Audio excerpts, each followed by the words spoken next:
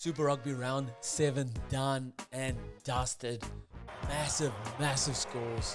One upset to my picks. Quality rugby as always. A bit of drama as well. I do want to address this quickly.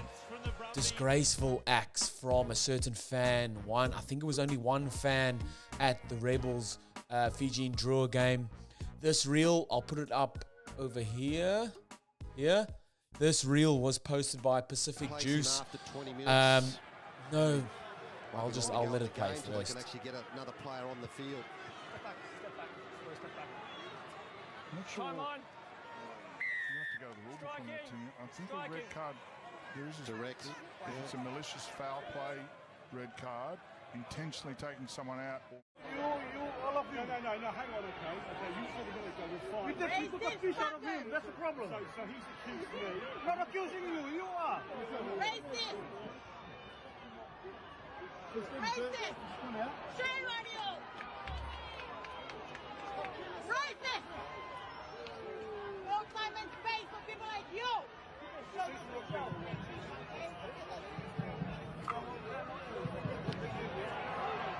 There's no place for this in rugby. I hope this.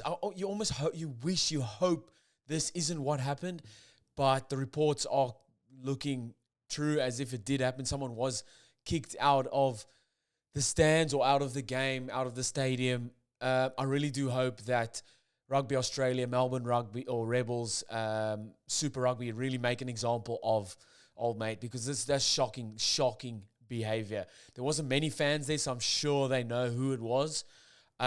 Just absolutely shocking. I hope, the right things happen to old mate who did that, who said that, who did that. Shocking. No place for it in rugby. No place for it in sport. But that's that. I did want to shine a light on that because it's shocking. It's shocking. Keep it to yourself. You don't have, like my mom always says, you don't have something nice today to say? Shut up. Shush. Anyway, moving on. Massive round. Only 4 games, so we can get through this pretty quickly. So there was 2 Friday, 2 Saturday. Still big scores. It's kind of rocked my fantasy team a little bit, but we're not here to talk fantasy. That'll be in the next video. Let's get into it. Blues versus Force, Friday night, 50-3. Honestly, like watching first grade versus third grade Colts. So first grade versus under 20s third team. Men versus boys type stuff. Like excellent from the Blues, like training park from the Blues, and really poor from the Western Force. I wrote like all Blues the first 20, but it was pretty much all Blues the whole game. Really suffocating the Force out of this game, starving them of possession, playing the game in the right end of the field as well. And just knuckling down the tough stuff, which it was good to see from the Blues, because getting to the back end of the season, you want to see that from like going into the business end, the tough stuff, the forwards picking and driving and nailing those mauls. And they did. Alpha Tongafasi scored, Ricky Riccatelli scored, and that was just hard knuckle down footy from the Blues. And that was just them breaking the Force down, it felt like, because then the game just exploded. Pressure on the kickoff to score right after the Force scored points. And it happens every game, every single game. You score points, and for some reason, the kickoff, you don't receive the kickoff well, or you don't exit well from the kickoff, and that team will score points. Your opposition will score points straight back on you. Dalton Papali'i's footwork right at the line to set up that try. Unreal, man. He's been great for the Blues this season. Obviously, with Tuipulotu not being there, or he's back, but not being playing some games. Dalton Papali'i been wearing that captain's armband and a proper captain's knock this game. 7 carries, 58 run meters, 8 defenders beaten for a flank. Get out of here. 1 try, assist, and 11 tackles. Got through some work, did old Papali'i. Funaki's try before halftime? Huh? Get out of that's vintage Blues. They should have been wearing the vintage jerseys this round for that try. Get out of here. Support play, keeping the ball alive. Akira Ioane just beating defenders for fun. And like I said, support runners always there. There's always an option. Running from depth, running towards the ball. So when a line break is made, you're not running away, you're running towards the ball. That's where the ball is. Let's go. Line breaks made. Support players on my hip. Beautiful, beautiful try. Vintage Blues, vintage Super Rugby. Let's go. And literally Blues a training round. Like a training, that's what it looked like. It looked like captain's run. Guys just like two-hand touches. I did really well down one edge. And they would bring that ball all the way back to score on the other edge. Like patience in attack, making that line break, and then hitting those phases back.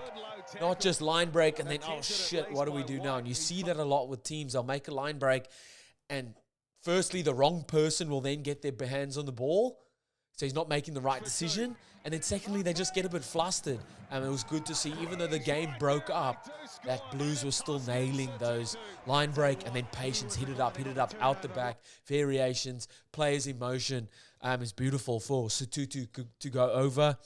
And Blues really just making Force look like an amateur club. It looked bad. Running through tackles, slip tackles everywhere for Western Force. And it's just too easy.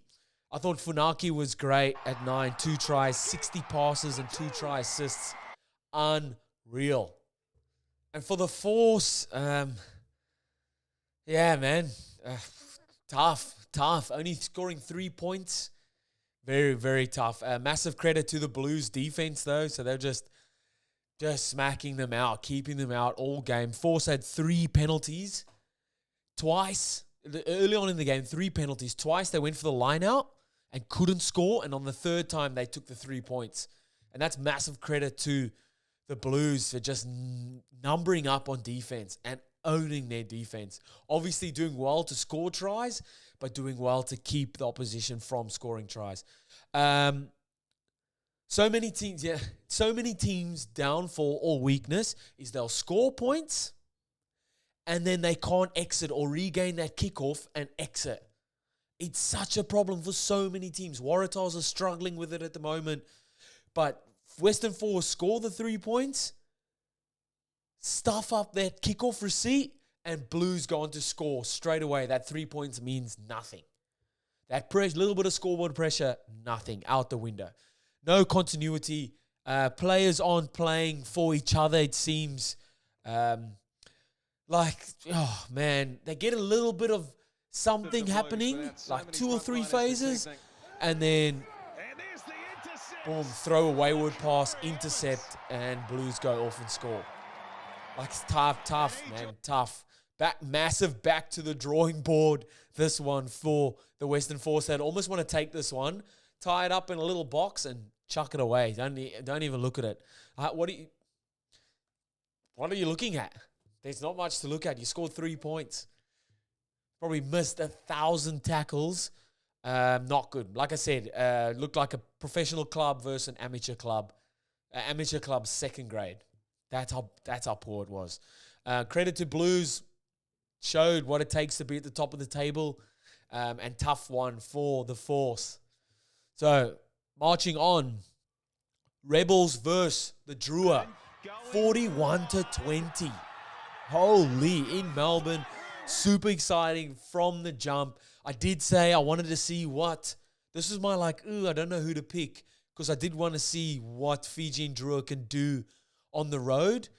We all know how good they've been in Fiji, but can they translate that to playing away? Because you have to play away. You're not playing all your games at home.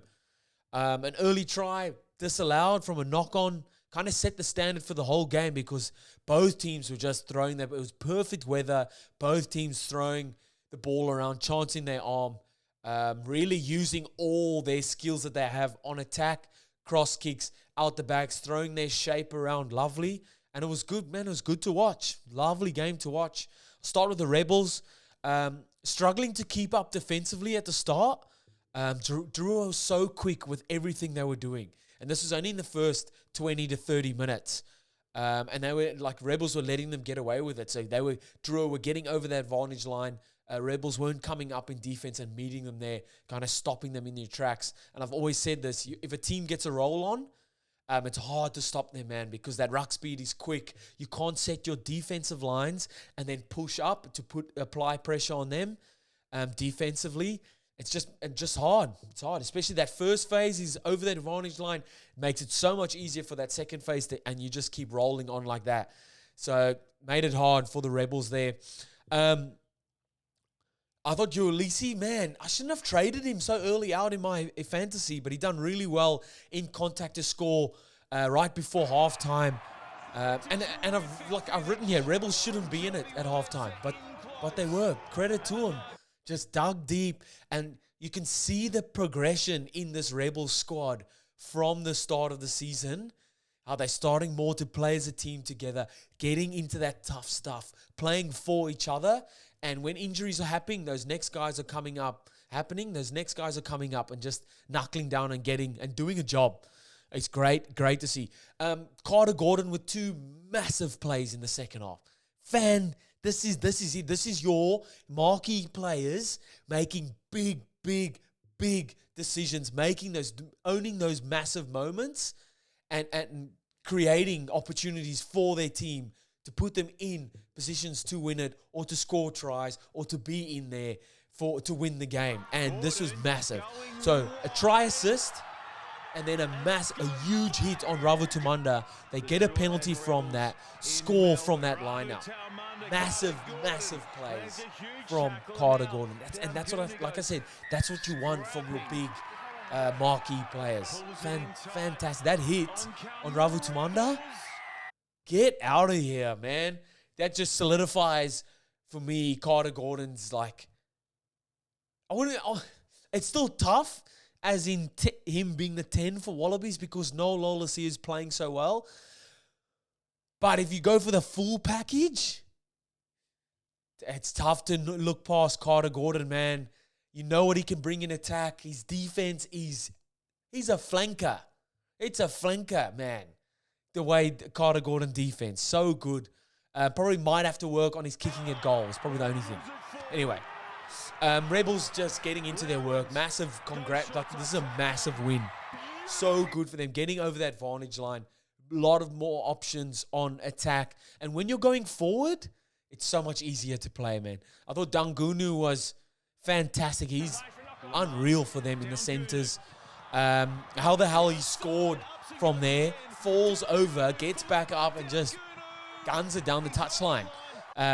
Bounce, run over the top of someone and score.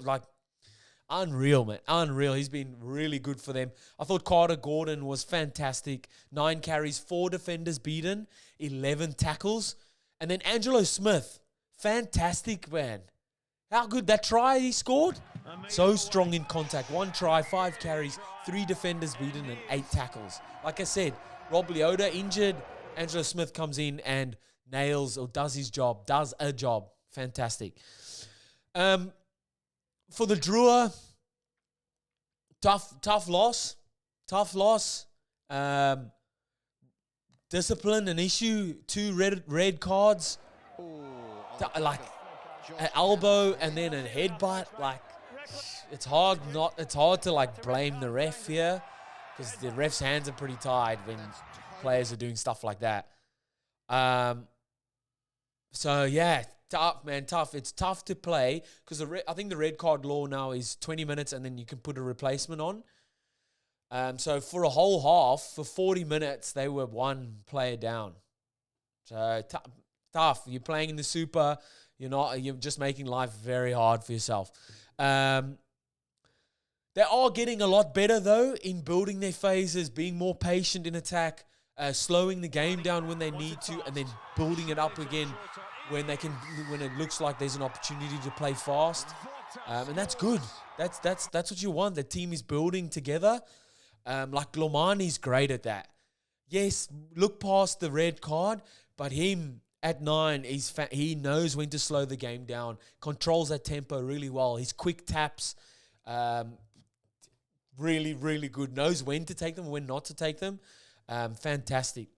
Volta crashes over in the corner just from continued pressure and, again, patience on attack. It's great to see, man. So good to see the DRUA having that, bringing that other side to there. And we all know they're quick. They can play quick taps. They can play broken play. But can they knuckle down and play the tough stuff, or slowing the game down a bit more? But like tough, this is a massive credit to Rebels, because they went out there and like I picked Fiji and DRUA. But Rebels are growing, Rebels are building. Just like I did not expect this from the Rebels. They starting to knuckle down and really apply pressure and put it to their opposition, regardless of who the opposition is. There was also a yellow card to Rotosalia. So it's tough. There was 3 cards to the DRUA. So a discipline, definitely an issue for the DRUA. Yeah, just something they would have to work on. Like, I know you get heated. I've been there before. You want to fucking punch someone on the field, but you have to rein it in a little bit, because you don't want to let your team down. That's probably the biggest thing. You don't want to let your team down. There's nothing worse than being sent off and watching your team get points put on them because you're not on the field and you could have made a difference. It's tough. But credit to Rebels, did really well, and a big win there. They go 5. They number 5 on the ladder. Who saw that coming? Fantastic. All right, moving on. Chiefs versus MOANA, 68-12. Holy, all Chiefs. MOANA couldn't keep up. Defense couldn't convert opportunities into points. Chiefs gave them nothing. Again, another almost like a training run this. So good, man. This Chiefs team, they get opportunity. Both teams get opportunities early on, and both oppositions diffuse those opportunities. So at the start, it was like, okay, tit for tat, but tit for tat defensively aiming up as well. But then Chiefs just go bang, bang, man. Vintage Chiefs with Narrow-Eyes try, turning defense into attack, kicks through, Imoni scores. Unreal. How good was Imoni Narrow-Eye? Man, out of nowhere, I think it's his second starting game for the season. 3 tries, 4 try assists. Is that right? Holy, 8 carries, 99 run meters, 5 defenders beaten. I might have seen somewhere else that it was only 3 try assists. But how good. Definitely, again, just coming in and putting his hand up for that All Blacks call up again. So good. I wrote, the damn wall of MOANA is about to burst. I feel it definitely did. Some beautiful phase play for the Chiefs, man. For Suturu to score. He's been great, and great to see him get the opportunity at fullback and him nail that as well. Just that Chiefs building that depth in all positions. MOANA didn't kick ball into touch. Chiefs stretched them side to side and go untouched over so many options, forwards, backs, into play. It's beautiful, man. It's beautiful. You love to see it, because lots of teams are trying that, not a lot are executing. It comes down to timing, players knowing exactly where they are, the chemistry between players, and then just owning or executing, the pass, your basics, pass out in front, players not having to stretch behind to catch balls not down at their feet, players in depth, everyone knowing where to run, knowing their job and executing that. It's fantastic. I thought Samapeni Finau was unreal, man. So good. He's so good down the touchline. He's obviously staying out wide during that's their attacking setup, and he's out wide. He's so strong with ball in hand, so strong on defense. Fantastic in the lineouts as well. He was great. 6 carries, 46 run meters, 2 defenders beaten, and 11 tackles. Fantastic.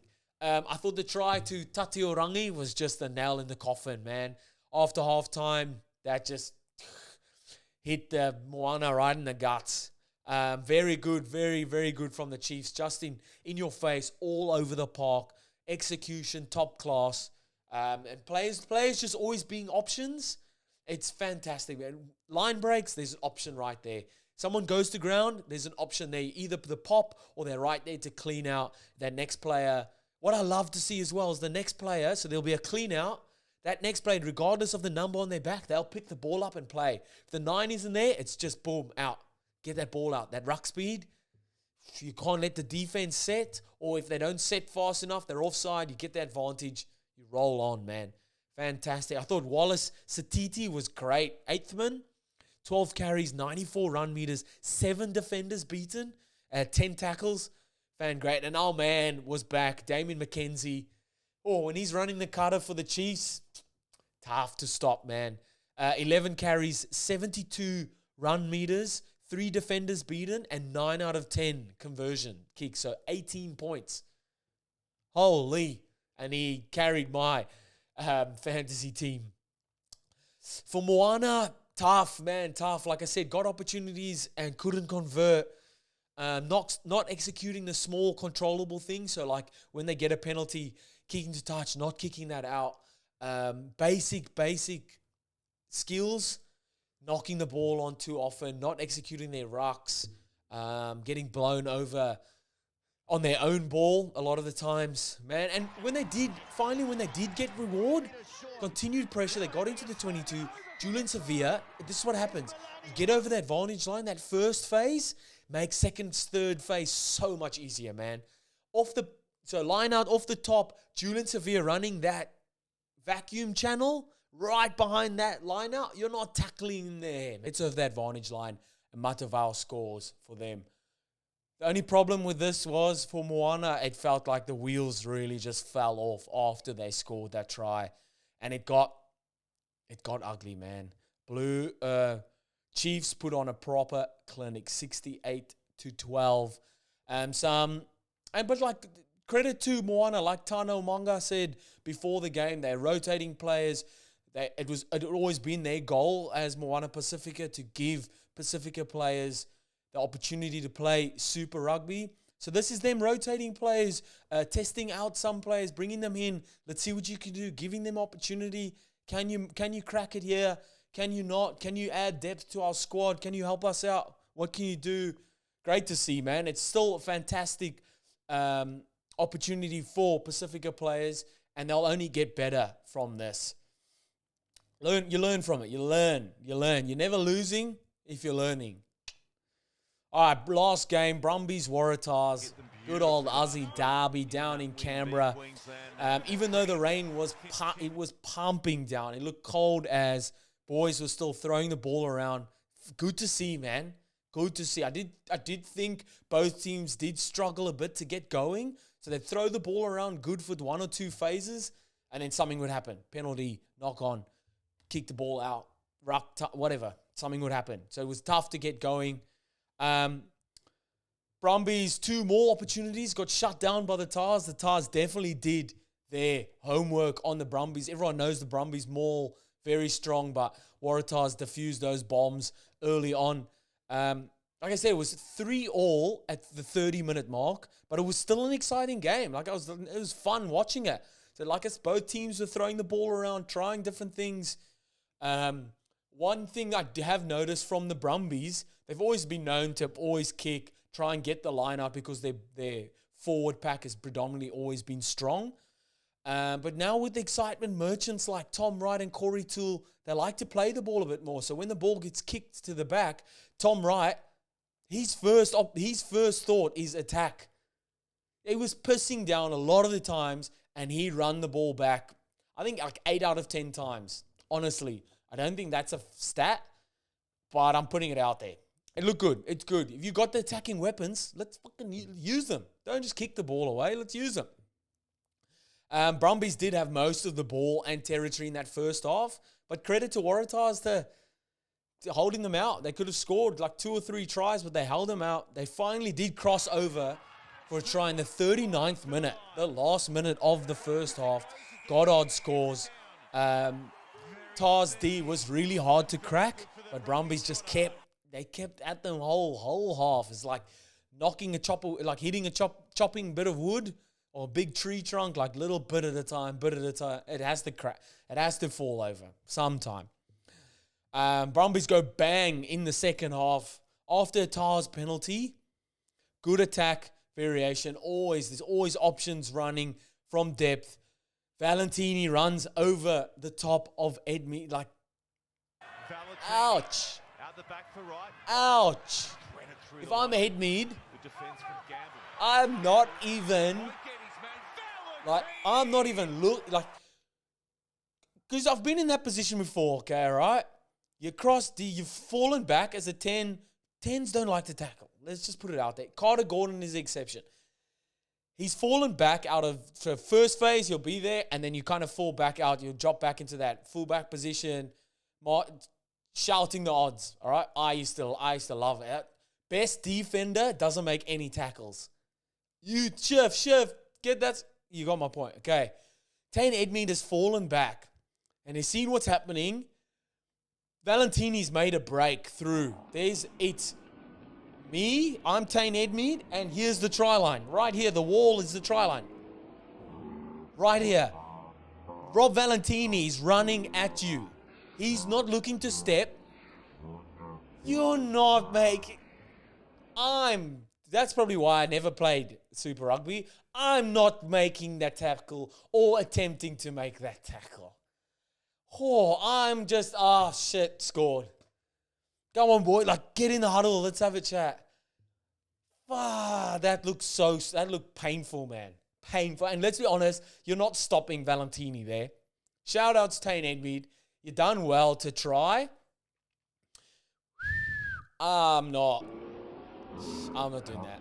I'm not doing that. It's like you scored. Those ones where you run past and like kind of tap, you try and hit the ball out. Try and do that. Tough one that. Man, moving on. You can't give Corey Toole an inch of space. He's so quick. That first 5-10 meters, he's gone. Gone. You're not even touching him, man. Beautiful set up there for him to score. And then they leave the best for last. Kale goes over in the corner. I think everyone in the Brumbies team touched the ball for that try. Beautiful. Slick hands from forwards and backs. All options, dummies, out the backs, short balls, deep.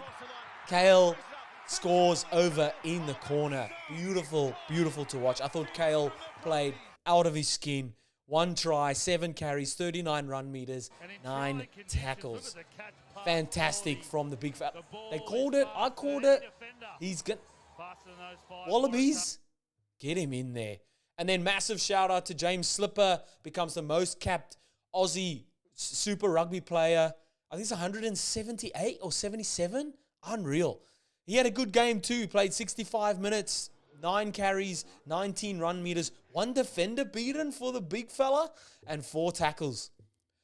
Very good. Waratahs, it's getting desperate now. I wonder, apparently the review is happening of Coleman and of the Waratahs, the players in general, because I think they called round 4 to 6 that a decision would be made on Coleman's future and his coaching staff. It's tough, man. Tough old gig. They did really well in the lineouts, shutting the Brumbies down early on. They found a bit of space with their variations on attack, but they looked lost after a line break. Make a line break, then what? It almost looks like the deer in headlights. There's a few people are a bit flustered. Forwards aren't knowing where to run those angles back at the ball to give options out the back, or to give Tane Edmead options off 10, to give Gordon options off 9. Just looked a bit flustered, so they're not connecting there. Then I think sometimes Jake Gordon and Tane Edmead don't really connect that well. If you compare them to Lolesio and Goddard, 2 different ball games. And I get if your forwards are going forward, it makes it so much easier. But definitely something to look at for the Waratahs. I don't know who you'd bring in. Will Harrison, maybe he's only just come back from 1,000 or something days away from Super Rugby. So it's tough, man, tough. They score their first try from a maul in the 65th minute. Gamble Gamble goes over there. Tough, man. You're not good. You're not beating the Brumbies by only scoring that late and only kicking penalties. And I don't know what's going to happen with the Waratahs. Do they bring a new coach in, or do they just back Coleman and give him another 2 or 3 years? Like, we do believe in you. Let's build something. You have to lay a bit of trust somewhere or take a chance somewhere. So I don't know. I thought Max Jorgensen did put his hand up, really played well. Every opportunity he got, run meters, tackle busts. He looked exciting. 7 carries, 76 run meters, 6 defenders beaten. In a losing team, that's a good effort. But tough one for Waratahs, 40-16. Tough outing there. And that wraps it up for round 7. Let me know what you guys thought in the comments. And we march on, man. Next week is again only 4 games. There's another few buys happening, but we keep going, baby. Let's go. Let me know what you think in the comments. I'll see you next time. Bye.